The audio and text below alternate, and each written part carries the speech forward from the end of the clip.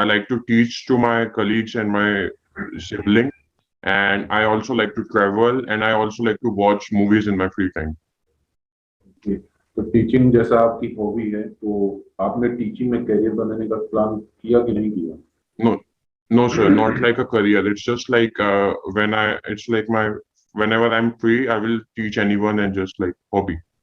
Okay, so क्या teach करते हैं आप?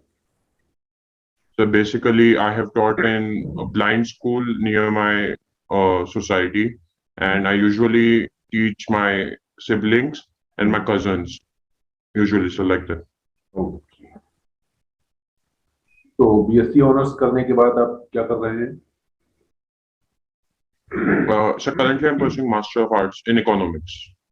इकोनॉमिक्स, आपने स्टैटिक्स से बीएससी किया और इकोनॉमिक्स से आपने एमएससी के लिए अप्लाई किया, तो क्या Yes. आपने इसके पीछे का क्या पर्पस था कि हम बीएससी स्टैटिक्स से करें?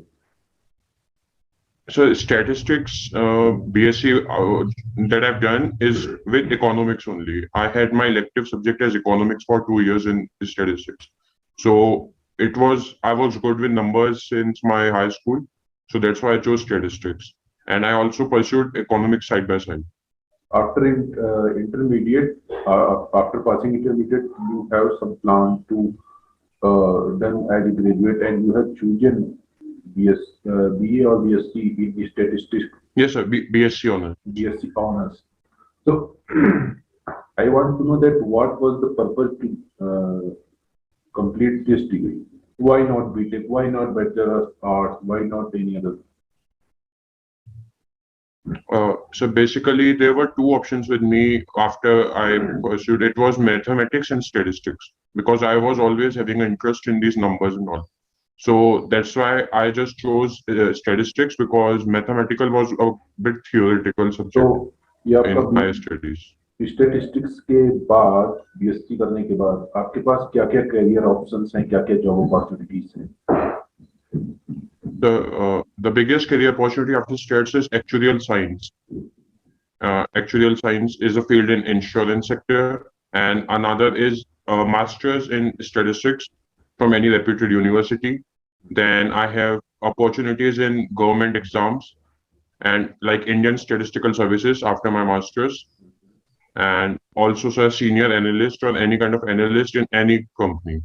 Okay. So have you any plan to prepare for ISS? So I have planned to prepare for Indian Economic Services because I will do masters in. Yes, sir. Not for statistical services. No, sir, because my masters will be in economics now. That's Okay. So if you get into IB, then how much year it takes to join IES? so basically, after I complete my masters in 2022, then I will be eligible to apply for Indian Economic Services in that year. So if I'm able to clear, then maybe in 2023, 2024, I'll get IES if everything goes well. But Okay, I'm not so sure about that. this indicates that you will not be in IB after 2 or 3 years after joining IB if you got selected in IES. Am I right? Yes, sir. If I get a promotion, then I will have to take it like it's just like a promotion. Okay, then why we should select you? जब आप हमें 2 सालों में छोड़ के चले जाएंगे, आप प्रोबेशन करेंगे, ट्रेनिंग करेंगे, आप हमारे लिए कोई फ्रूटफुल कैंडिडेट तो होंगे नहीं, और आप एक प्रोडक्टिव कैंडिडेट हमारे लिए नहीं, तो हम आपके ऊपर ट्रेनिंग में पैसा क्यों बर्बाद करें, अपना समय क्यों बर्बाद करें? आपकी जगह कोई ऐसे कैंडिडेट को सीट दे दी जाए जो पूरी लाइफ आईबी को सर्व करे।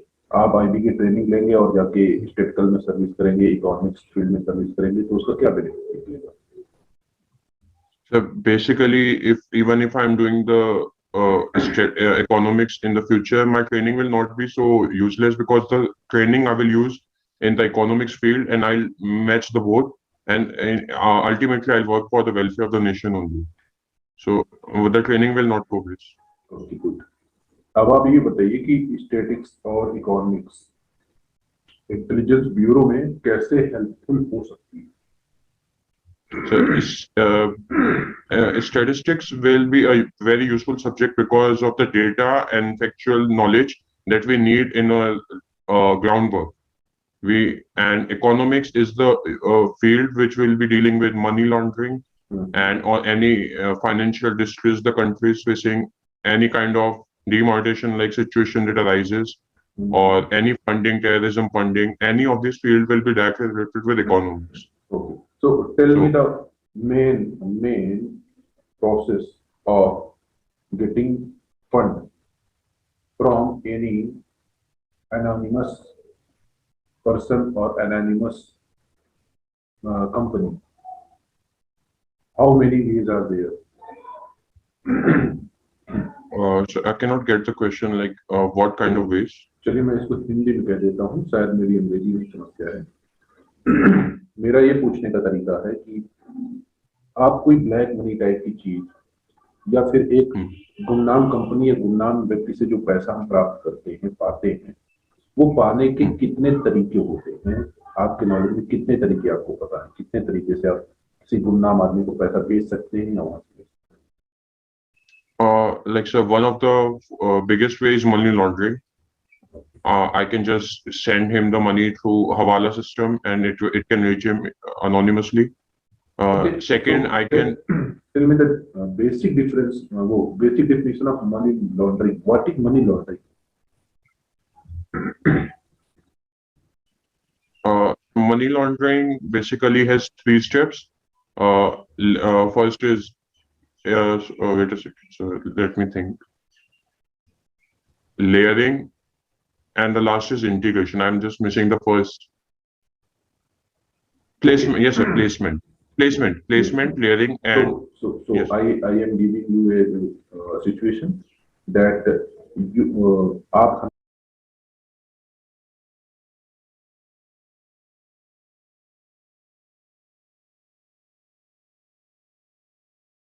आज की सिचुएशन में है, लेकिन आपको अगर हमें मनी लॉन्ड्रिंग के थ्रू पैसा भेजना है तो पूरा प्रोसीजर हमें समझाइए और पैसा भेज के बताइए कैसे होगा। Okay, so I'll send my money to some of the agent who will charge some commission with me, and then the agent will be using it to put it in some banks or transaction through banks and any financial transactions. Those transactions, then he will use to place the money in different assets, and he can just rotate the money in different assets so that the origin is missing. We cannot get the origin. After that, he can send the money to this bank account, and we do not know the origin, and this get integrated to the mail. That is layering. हम इतनी layer तैयार कर देंगे कि जो origin है वो missing हो जाएगा। हाँ, yes sir, definitely. And then sir, he will integrate into the main financial system of the country. अब आप हमें हवाला समझाइए, हवाला क्या है? So this agent, the system, it is Hawala system. Like he will charge the money commission and he will convert it into white money. Okay, तो अब आप हमें बताइए कि हमारे वर्ल्ड में जितने भी कॉन्टिनेंट हैं उनमें किस कॉन्टिनेंट में ये हवाला सिस्टम सबसे ज्यादा यूज किया जाता है, और इंडिया के लोग भी, इंडिया के बड़े बड़े लोग हवाला सिस्टम के थ्रू अपना पैसा वहां पर छुपा के रखे हुए हैं या फिर स्विस बैंकों में भेज देते हैं, ये बताइए आप। Sir, I cannot name the continent. I can name the countries. Yeah, so tell me the country. Okay, sir. So one of the country is Mauritius, Panama. So these two countries, and one I can name is Monaco. Monaco, okay. कुछ African countries के नाम भी आपको पता है कि नहीं पता? So Mauritius will be an African country. Okay, okay. So I know only one. Sorry, sir. Okay. As you have previously told me that you are preparing for UPSC examinations, so why you are coming in some small examination like ACIO? Why not in STM or IPS? No, sir. I will not say it is a small exam at all. This is the same schedule with UPSC, same procedure. Everything is same, and even the diversity of the exam of the job I'll do will be the more. compared to UPSC. I will not say it is you. नहीं नहीं नहीं, मैं तो SDM की job को और IPS की job को एसीआईयू की जॉब के इक्वल नहीं मानता हूँ। आप कैसे अपने आप को जस्टिफाई कर पाएंगे आईसीयू की जॉब, एसीआईयू की जॉब में? No, sir, I'm not saying equal. I'm saying like the diversity in the field that I'll get in ACIO field is almost better than those fields because they are like a monotonous job and this will be posted Then- sometime in the border. Then why are you preparing for UPSC? Why not only So- for IBS? Uh, so because the exam is conducted in 3 years, so basically I cannot just wait for this one opportunity. Okay, और study में updated रहने के लिए, study में अच्छे बने रहने के लिए यूपीएससी लेवल के में स्टडी करते रहने चाहिए और हमें उस लेवल का स्टूडेंट या कैंडिडेट या एस्पिरेंट बने रहना चाहिए, है ना? Fine, sir. Fine, sir. Thank you. अब आप हमें बताइए कि अगर हम, वैसे तो आप पहले ही बता चुके हैं कि आप आईबी एसीआई को लात मार देंगे अगर आप इससे बड़ी जॉब जैसे इकोनॉमिक सर्विसेज और स्टेटिकल सर्विस पा जाएंगे तो, जो कि सही कहना नहीं होता है ना? Yes, ये sir. हाँ, ऐसा कहना सही नहीं होता है। आप इसको घुमा के बता सकते हैं कि हम जब आईबीएसयू की जॉब में रहेंगे तो अगर मुझे चिपका देना चाहिए, आप बता सकते हैं कि जैसा मैं सोच पा रहा हूँ कि आईबीएसईओ की जॉब इतनी डाइवर्सिफाइड है कि मुझे 24/7 काम करने का मौका मिलेगा और मैं इसे एंजॉय नहीं करूंगा और मुझे नहीं लगता कि सर मुझे वहां पर वक्त मिल पाएगा। तो जितना वक्त मैं पढ़ करके प्रमोट होकर आईपीएस बनना चाहूंगा, मैं उतना यहाँ काम करके अपने नेशन को सर्व करूंगा, तो मैं कॉम्प्लेक्स फील करूंगा, आत्मसंतुष्ट फील करूंगा। ये भी एक अच्छी बात हो सकती है अपनी तरफ से, क्योंकि सच्चाई यही है कि अगर आप आईबी की जॉब में चले गए तो आई थिंक कि अगर आप मन से काम करेंगे, देश के लिए काम करेंगे, तो आपको समय नहीं मिलेगा, पढ़ाई के लिए समय नहीं मिलेगा, क्योंकि आप 2 साल 3 साल जॉब करेंगे, फिर आपकी शादी हो जाएगी, आपकी फैमिली, वो सब स्टार्ट हो जाएगा, तो पढ़ाई छूट जाएगी। तो आप ये चीज कह सकते हैं, ठीक है? Fine, sir. Fine, sir. Definitely. Thank you. चलिए, आप हमें ये बताइए कि गवर्नमेंट नक्सलियों ने जो जंगल जमीन से अपनी लड़ाई शुरू की थी, ठीक है, उसको गवर्नमेंट ने बहुत सी योजनाओं के माध्यम से रोकने की कोशिश की और नक्सलियों को बहुत सारी सुविधाएं दी और नक्सलियों के सरेंडर करने पर उनको बहुत सारी योजनाओं के माध्यम से खूब बेनिफिट्स दिए जाते हैं। तो ये इनका अब लक्ष्य क्या है? अब ये लोग क्यों दंगा फसाद करते हैं, मारपीट करते हैं, बम उड़ाते हैं, आईईडी लगाते हैं? आई थिंक कि ये लोग अब इसको एक प्रोफेशन के तौर पर इस्तेमाल कर रही है। जैसे हम लोग प्रोफेशन एसएससी सीजीएल में जॉब करने के लिए ढूंढते हैं, वैसे वो लोग नक्सली बनकर के एक पेशा अपना रहे हैं। क्या एक ये पेशा बन गया है? आपको 3 चीज बतानी है, गवर्नमेंट ने क्या क्या स्कीम इन लोगों को ले दी हुई है, और जंगल जमीन की बहुत पुरानी बात हो चुकी है, अब इनका क्या मुद्दा है, और तीसरा, क्या ये पेशा बन चुका है? So first, government has given schemes like for the development purpose, government brought scheme Eklavya School, and for the promotion of economy in the sector, government has given them Vandan scheme, Vandan Yojana, and TriFed. And for overall solving the problem, government has launched Samadhan scheme, and also given them option to surrender so that no charges will be put against them and they will be rehabilitated in the society with money. So basically now the problem is many people are joining Naxal so that they can get back to government for money. So in a way it is becoming a problem now because people are especially joining Naxals to surrender and go back into the society. So now the government, the main motive, now I'll come to a second question. The main motive now has still been that the demands of the people have been very huge. Like some are demanding greater Nagaland, like NS in Khaplang, and it's not possible No. for government because some. They are not LWE, they are insurgent groups of Northeast. Don't mix this, okay? Left wing extremism दूसरी problem है और north east इंसर्जी वो insurgency अलग problem है, दोनों को mix ना करें, ठीक है? Okay, sir, right. बताइए, देश के अंदर वे कौन से तत्व हैं जो देश विरोधी तत्व होते हैं? आपकी नजर में देश विरोधी तत्व कौन है? So first will be Naxalites, and second will be the left-wing extremists. Both are same. Third will be the and so like the insurgency, they are causing the insurgency both almost. So Yeah. yes, they are same but nomenclature. You have said that LWE and Naxalite, first and second, but both are same. You have to say that first is LWE, second is insurgent groups. Okay, okay, leave it. आप क्या टुकड़े टुकड़े gang के बारे में जानते हैं? Yes, sir. तो ये क्या गैंग है? We have just heard about this from media, and what we have heard from media is like they tell us that this group is conducting some operation to break India into parts and doing operation, but we cannot confirm it, sir, until there's any report, because government has never spoken about this issue. Okay, it is just a fascinating idea of some people Yes. or media houses. Yes, like that. Okay. I think JNU and AMU, Aligarh Muslim University, and Jawaharlal Nehru University is becoming the hub of anti-national activities.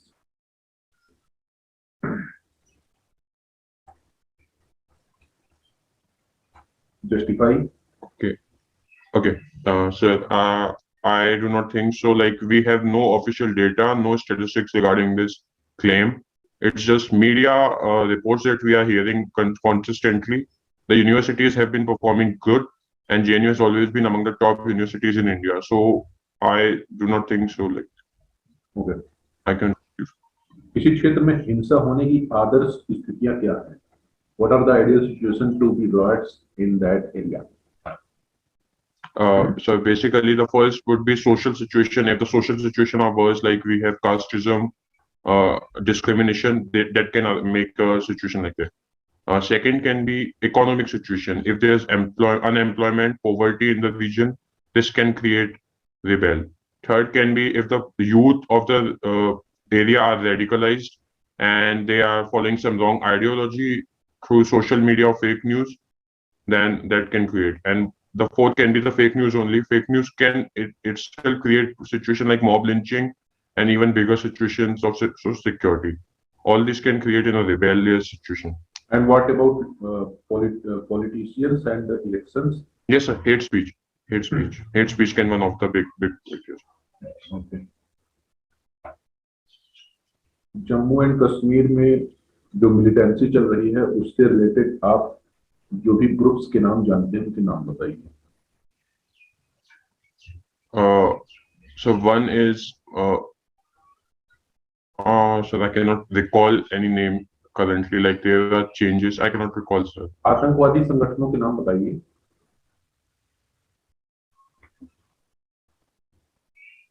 So I cannot hear you clearly. Atankwadi, like sir, in the whole world or what? आतंकवादी संगठनों के नाम बताइए जो जम्मू कश्मीर में active. Okay, sir. So one of them is ISIS. It has been claiming Jammu and Kashmir as one of its region. And so we have seen allegations of Al Qaeda also operating through the region. One we have seen is of Hafiz Saeed. So I cannot recall the name of the organization. That organization has also been doing attacks in. Yes, sir, Jaish-e Mohammed. So one of them, so these are all I can recall right now. And tell me something about ISIS. So ISIS is Islamic organization which aims to Islamic State of Iraq. Yes, sir, Islamic State of Iraq and Syria. Yes, sir, ISIS. And so it is having various branches. The main motive of the organization is to bring back caliphate system and reorganize Islamic rule all over the world. Okay. So, sir, basically it is operating in Northern Africa, West Asia. Why only people of Kerala are interested to join ISIS rather than other states of India. So one of the main reason that I feel is that there is unemployment rising in Kerala, and the youth are very much higher educated. Education is very high, and still there is unemployment. So it is easier for the terrorist group to radicalize the youth who are unemployed and who do not have money in this place. So that's why. And secondly, we can see that Kerala is always connected to foreign countries in West Asia more Gulf, than any Gulf other state countries. in. Yes, sir. So that's why it's also their connection with the Gulf countries, which is establishing it. तो केरल में इस्लाम धर्म की अधिकता होने से ISIS में जुड़ने का कोई लिंक है क्या?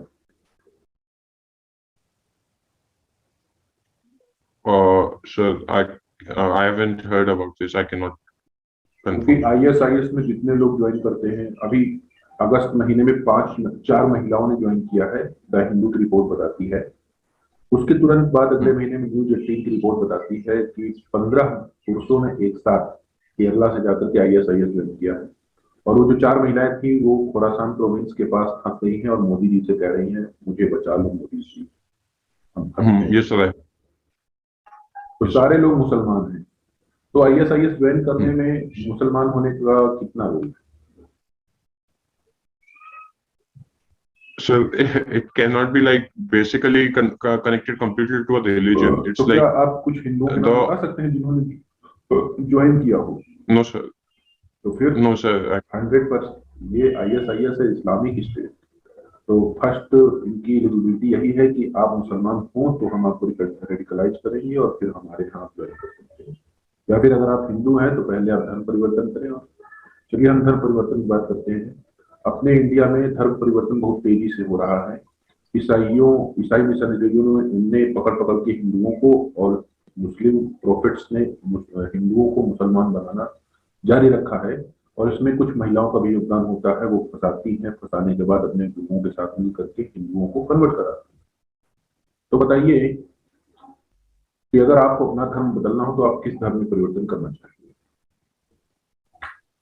So I do not see this like I have to convert my religion, because I always have been uh, like having a good image of my religion in my mind, and I just do not So see any what religion is your currently. religion? Jainism or Hinduism? It's a Jainism. It's Jainism. And who are Hindus in India according to our constitution? So like it's a religion, like what I cannot understand exactly. Hindu शब्द जो अपने भारत के constitution में लिखा हुआ है, वो उसका पूरा का पूरा डेफिनेशन क्या है? कौन कौन लोग हिंदू हैं अपने भारत देश में? Okay, so basically it includes Sikh, Jainism, and even Buddhism. It includes all the three, but that's like just putting in for ease of nomenclature. Even if we see minority in Article 29 and 30, अभी थोड़ी देर the पहले Jainism is a आपने अपना धर्म Jainism बताया और आपने अपने Yes. धर्म को हिंदुइज्म नहीं बताया, जबकि आप ओरिजिनली हिंदू हैं और उसके अंडर में जैन है। क्या ऐसा है कुछ? No, sir, it's not like that. क्योंकि तो आप अगर आपको जैनिज्म और हिंदुइज्म दोनों बताना चाहेंगे जैसा कि हमारा कॉन्स्टिट्यूशन बताता है, तो आप इसको कैसे बताएंगे कि सर मैं जैन भी हूँ और हिंदू भी हूँ? ये वाली लाइन आप कैसे कहेंगे? टेक्निकली एकदम करेक्ट लाइन कैसे बोल पाएंगे? So according to the ease of the constitution, because I have been my religion has been put in Hinduism along with two more religions. Okay. So Okay. in that way. Now tell me about sedition law. How much you know about it? So sedition law has been put by the British during 1850s, and it was put to control the voices that has been rising against the government. So sedition law has been put under IRPC, sorry, it's a CRPC, sorry. And it has been continuing since then, and there have been many cases. ठीक है, आप क्यों ये बताइए कि India जैसी democracy में, India जैसे डेमोक्रेटिक स्टेट में सेडिशन लॉ जैसा लॉ होना क्या डेमोक्रेटिक है या नहीं? So it has both pros and cons. Like if we see from the point of the constitution, it can go against the right to expression and right to free speech. So in that way, it can be against the constitution in some way. But the constitution itself gives reasonable restrictions for the government against national security and morality so of the society. So we can see it's a constitution reasonable restriction. अगर आप इसको justify करने के लिए कहा जाए कि sedition law सही है और राइट टू स्पीच वगैरह को वायलेट करने पर हम सेडिशन लॉ अप्लाई करते हैं और इसको जस्टिफाई करना, तो आप कैसे कहेंगे? कॉन्स्टिट्यूशन में लिखी हुई कुछ बातों से इसको जस्टिफाई करें। So constitution talks about reasonable restrictions on certain for the society's morality, relationship with other countries and national security. Constitution बोलता है कि वी हैव हम लोगों को फंडामेंटल राइट्स एंजॉय करने चाहिए, लेकिन फंडामेंटल ड्यूटीज को ध्यान में रखते हुए। अगर हम फंडामेंटल राइट्स का यूज करते हैं, मान लीजिए फ्रीडम ऑफ स्पीच का यूज करते हैं, लेकिन हमारी ड्यूटी है कि हमें रिस्पेक्ट करना है किसकी? अपने नेशनल फ्लैग की, नेशनल एंथम की। हमें फंडामेंटल राइट्स का एंजॉयमेंट करना है, लेकिन फंडामेंटल ड्यूटीज को भी ध्यान में रखते हुए। ठीक है ना? ये वाली लाइन बहुत स्ट्रॉन्ग लाइन है, इसको याद कर लीजिए। ठीक है, fine sir, thank you. Tell me your 5 strong points that will be helpful in our organization. So one of the main point about me is that I can always stick to my targets and I always try to complete my target as soon as possible.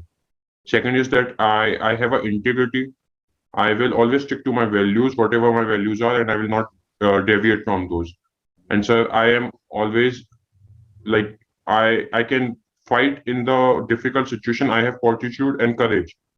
So whenever there's a problematic situation, I can still continue my work. And so one of them is my patriotism towards the nation. I always want the best for the country. And so fifth is welfare for the society. Okay, good. How you put motivated yourself?